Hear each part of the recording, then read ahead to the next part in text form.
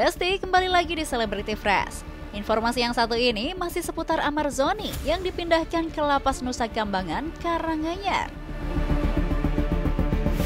Setelah dipindahkan, pihak keluarganya ungkap beberapa kejanggalan dari keputusan ini nih Besti. Ada kejanggalan-kejanggalan apa ya Besti? Langsung aja, ini dia.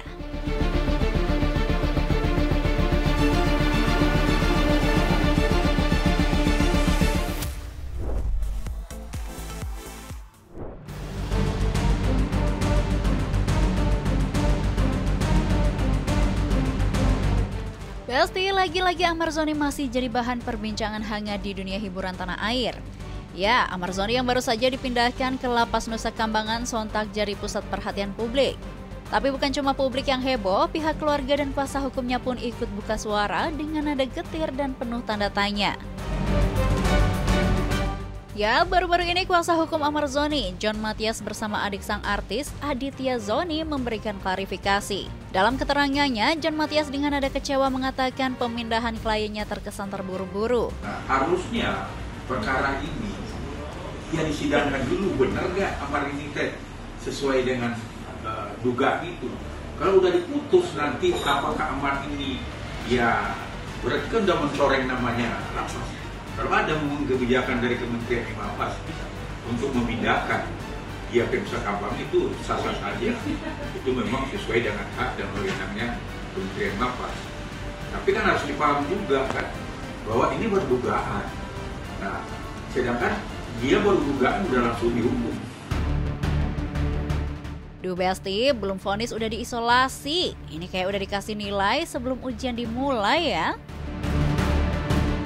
Melihat kejanggalan ini, kuasa hukum Ahmad Zony curiga bahwa pemindahan kliennya ini bukan hanya sekedar administratif, tapi ada aroma pembungkaman di dalamnya. Jadi kan dengan adanya ini ada kesan bagi masyarakat bahwa ya Ahmad ini akan dibungkam gitu loh. Dibungkam nanti diasingkan supaya dia tidak bisa berbicara kebenaran di pengadilan. Nah, padahal ya kami ya pastikan dia sesuai dengan pertemuan kami terakhir. Hari Rabu Jumat kan dengan kronologisnya bahwa dia minta sidangan nanti ya offline, luring lah. Luring kan sidangnya terbuka untuk umum dan dihadiri dia langsung memberi keterangan di depan persidangan. Tak berhenti sampai di situ aja nih Besti. Dari dugaan pembungkaman ini, John Mathias menilai adanya ketakutan dari pihak kementerian hingga terkesan terburu-buru memindahkan Ahmad Zony ke Nusa Kambangan. John Mathias juga menyentil keras soal cara Ahmad Zony diperlakukan. Kliennya, Ahmad Zony dipertontonkan di depan media seolah-olah sudah bersalah dan harus menerima hukuman sosial sebelum keputusan turun. Ini kan Ahmad diperlakukan dan dipertontonkan dengan media gitu loh.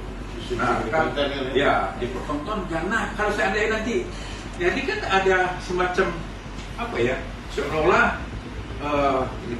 ya bukan, udah ada digiring supaya Ahmad dihukum berat. Sebelum dia disidangkan, ini kan udah ada penggiringan opini yang supaya ada hukuman sosial yang udah harus diberikan kepada dia. Padahal kan ya ajas peradilan kita kan bukan begitu, karena ajas praduga nggak bersalah tadi. Nah ini yang kita sesalkan. Bahkan John Mathias tak segan-segan membanding-bandingkan kasus yang menimpa Ahmad Zony dengan kasus mega korupsi yang dilakukan oleh sejumlah pejabat negara nih Besti. Menurutnya, kliennya tak pantas mendapatkan perlakuan seperti itu. Nah, apalagi kita ada keadilan yang kita tengok yang tidak diberikan di sini. Contohnya ini kan koruptor triliunan loh, belum ada yang digiring, yang ditutup masa dirantai, itu digiring ke Nusa Kambangan. Masih bisa nyanyi lagi di Sukamiskin kan gitu. Dengan alasan inilah, John Mathias mewakili Ahmad Zony dan keluarga meminta bala bantuan kepada Bapak Presiden Prabowo Subianto agar mengusut tuntas kasus yang menimpa kliennya tersebut. Nah ini mohon juga didengar oleh Pak Prabowo kan gitu. Sebagai Presiden kita, DPR juga, ayo dong bentuk aja TGF-nya, tim investigasi. Perkara ini biar lurus, transparan, dan apa yang terjadi yang sebenarnya. Tentang penyidikan juga itu diusut. Kenapa dia nggak boleh didampingi pengacara? Bukan hanya itu saja nih Besti, John Matias juga dengan gamblang membeberkan sejumlah kejanggalan yang mereka rasakan. Mulai dari Amarzoni yang tak bisa didampingi kuasa hukum, hingga mendapat intimidasi dan dugaan pemerasan yang terjadi di dalam sel. Malah udah minta didampingi pengacara, coba tidak kasihkan, nggak usah pakai pengacara. Ini coba sebagai formalitas dan ditekan lagi. Kamu mau ditolong apa tidak? Nah ini kan ada semacam intimidasi. Dan kemudian ada iming-iming lagi. Tanda kutip, ya permintaan. Tak hanya itu, Amarzoni yang didakwa sebagai penyalahgunaan narkoba ternyata tak mendapat pembinaan yang mengikuti SOP dari pihak lapas nih Besti. Dia udah diputus, Amar ini pertama di PN, penyalahgunaan narkotika, ya kan? Kemudian di PT juga, itu juga penyalahguna orang sakit. Nah, kemudian ditaruh di LP umum dengan penjahat. Harusnya ini kan ditaruh di LP khusus narkotika supaya diobatin. Ya kan, dikonseling, ya, direhabilitasi. Nah ini malah ditaruh di tempat penjahat umum. Oh, penjahat umum. Nah, ini kan ya ada kesalahan prosedur dalam pembinaannya. Ya ampun, kalau benar ini terjadi, ternyata sebobrok itu ya sistem hukum di negara ini. Mirisnya lagi nih Besti, ternyata pemindahan Amarzoni ini sama sekali tidak diketahui oleh pihak keluarga. Hal tersebut dibenarkan Aditya Zoni selaku adik Amarzoni nih Besti. Sebelumnya belum tahu ya, belum tahu sama sekali. Saya itu yang kaget itu tahunya di media kan. Kenapa nggak keluarganya juga dikasih tahu? Terus saya samperin lah ke pas ya, ke Pinang.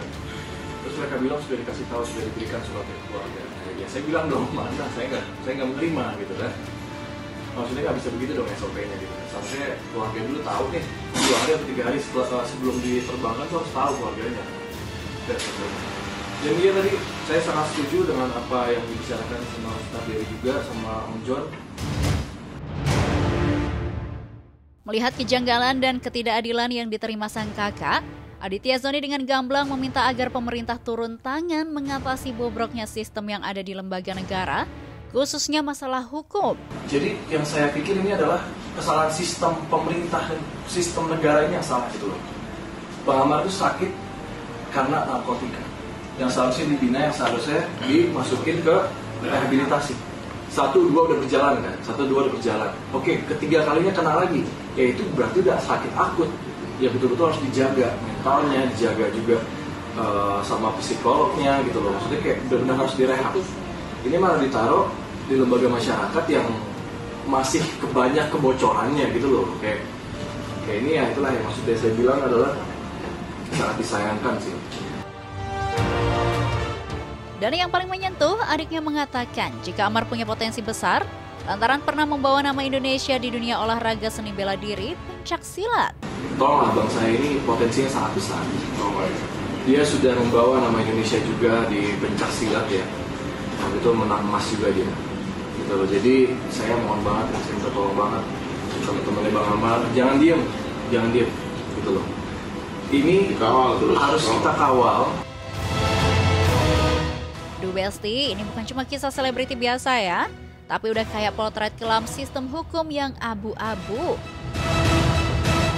Dari dugaan ketidakadilan sampai keluarga yang gak dikasih tahu, semuanya kayak puzzle yang belum lengkap. Semoga saja kasus ini bisa ditindak seadil-adilnya dan tidak memberatkan satu pihak saja nih Besti. Oke Besti, stay tune terus di Celebrity Fresh. Karena setelah ini masih ada informasi seru lainnya, so tetap di Celebrity Fresh.